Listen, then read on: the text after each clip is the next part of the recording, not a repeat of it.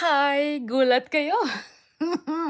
Ang nakatamang sagot ay nasa baba. Tingnan nyo guys, yan po yung saktong sagot. Congratulations sa'yo, i-PM kita.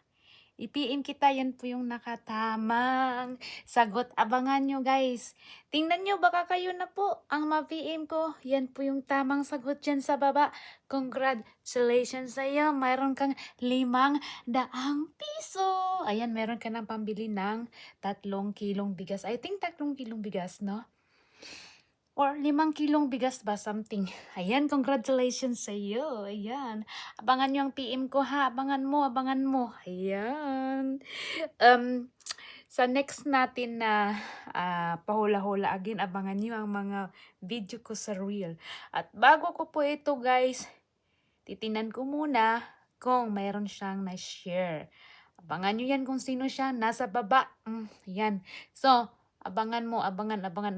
Bigay mo yung GCash number mo. Ayan, see you next time sa ating mga pahula-hula or on the spot. Bye-bye!